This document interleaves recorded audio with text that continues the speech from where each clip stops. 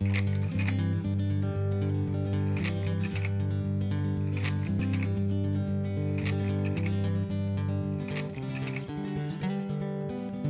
Graduate. It's one of those landmark films where you feel like someone has reinvented film or taken it to a next step somehow. I feel like with The Graduate, it was a creation of magic, and it was a very modern film. Every time I see it, I feel like it's the first time I'm seeing it because I watch it and I see something new in it, and I get wrapped up in it in a completely different way.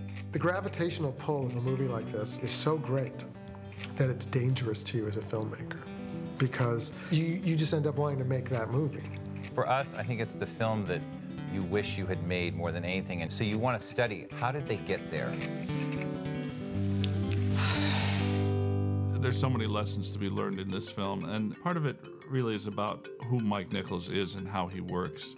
Mike Nichols came from theater and had some huge successes before he started directing movies. I'd seen one play Mike Nichols directed on Broadway, Barefoot in the Park, oozing brilliance, meaning the detail, the character, the staging. And I came across Webb's novel, The Graduate, and loved it. So on a hunch, I sent Mike the book. Chuck Webb, the author of the novel, had a clear and original insight into the ever-present theme of a generation's alienation from the adults above them. Nichols said, I identify with this boy. I want to do this. Oh, God.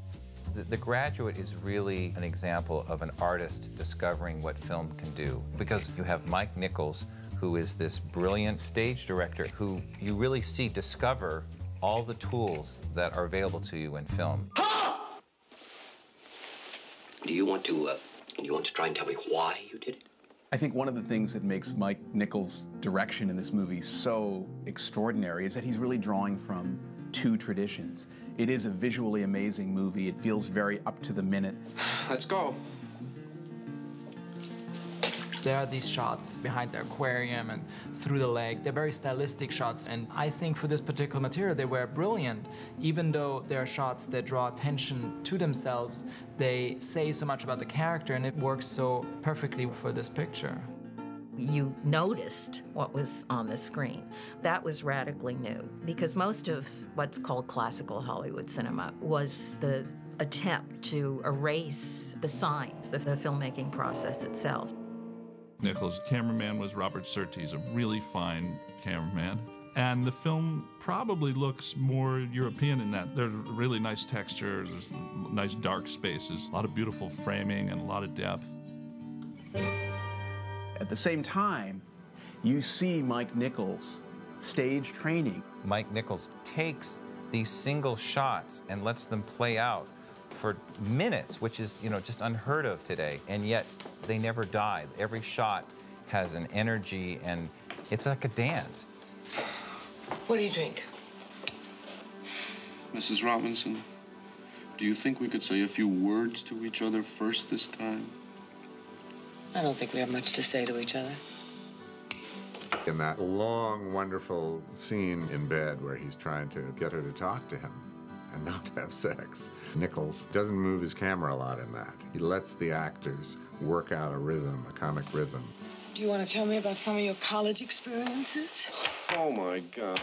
He's using all this amazing cinema, but he's also using the best of theater. Benjamin, don't you ever take that girl out. He's using actors just kicking ass and grabbing us by the throat. This is the sickest, most perverted thing that ever happened to me.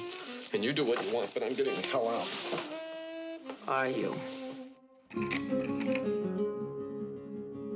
When we got around to casting, we kind of thought that everybody in it would be tall and blonde, because it took place in Southern California, where everybody is, as we call them, a surfboard.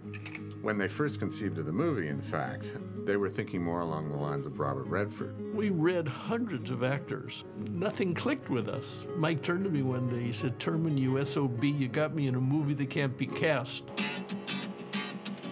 And then we found Dustin Hoffman. Dustin made everybody else look uninteresting. This is a new creature.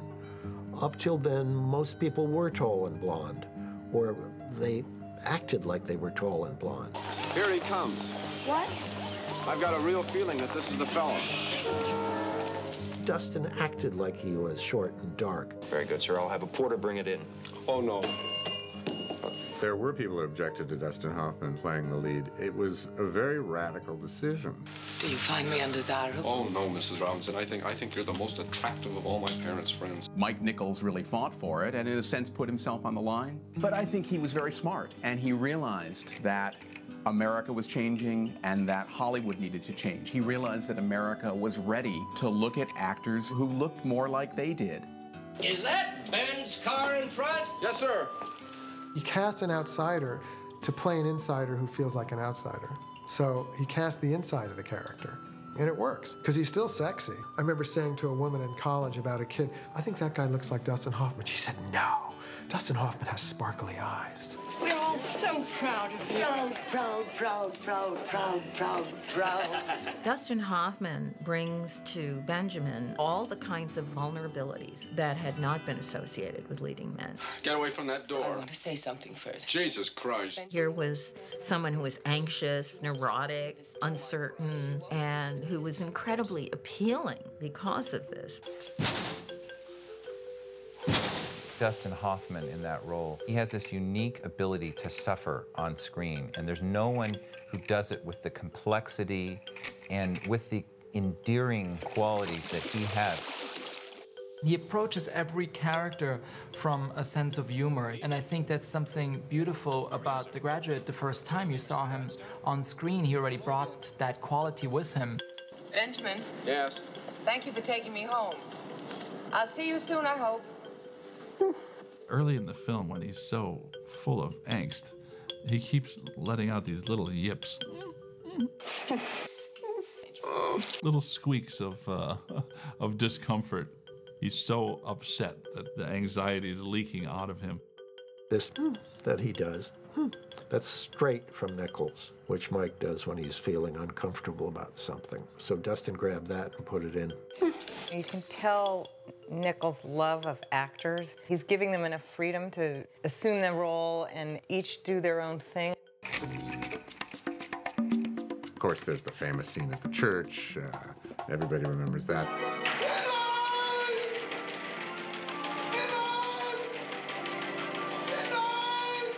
The single major change in the film from the book is the wedding church sequence. In the book, Benjamin Braddock arrives and rescues Elaine before the marriage ceremony is completed.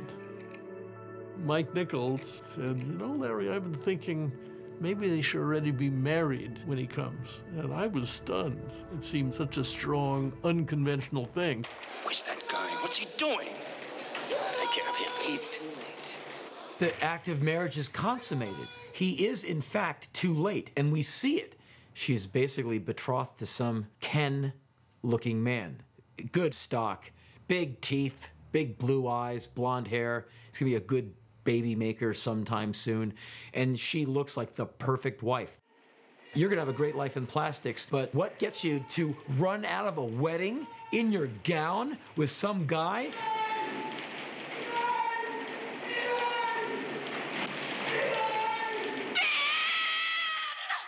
The real thing.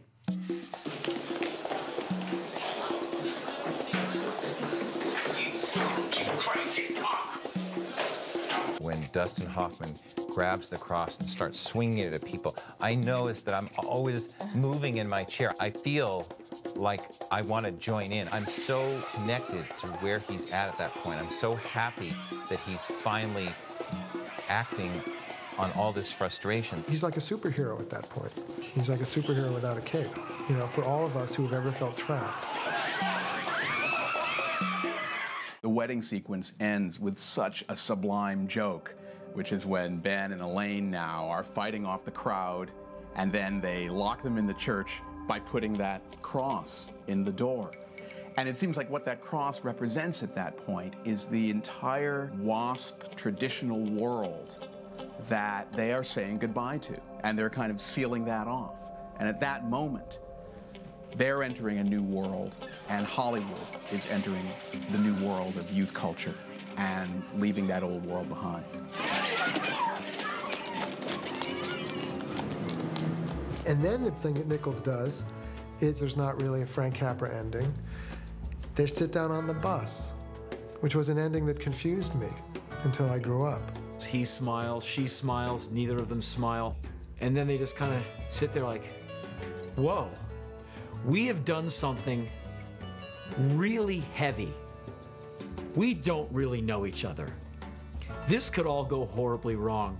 But the reality of that last shot, just the camera kept rolling and they didn't know what to do. And they just kind of settled into these vacant expressions. They were just supposed to be smiling. There wasn't supposed to be this very ambiguous, powerful ending. So when they ran that later in dailies, Nichols said, that's a hell of a moment. And they used it. The moment of uncertainty between Elaine and Benjamin on the bus at the end is really an actor's moment that Mike was smart enough to keep the cameras rolling, capture, and leave in the film.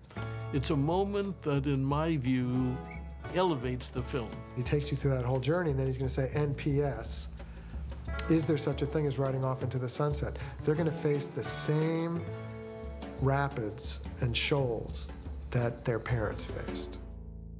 Ben, what are you doing?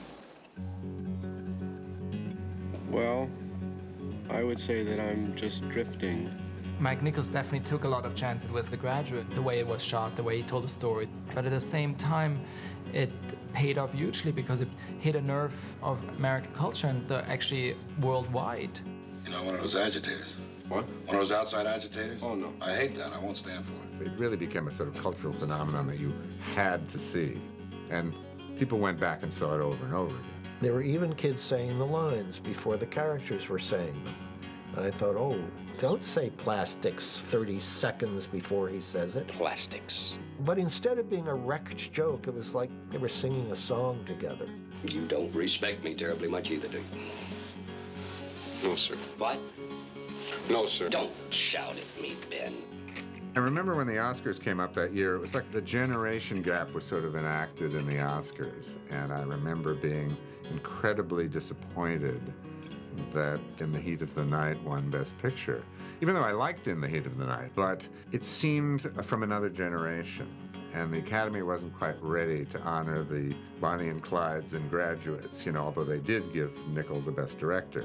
How many gods of cinema smiled on this movie? They had the music, they had the script, they had the visual approach, and they had Dustin, you know? It's a real testament to what you can do. They break all these rules. When you watch The Graduate, you're reminded of, oh, right, you know, in a film, you can do all this. You can let the lights go out.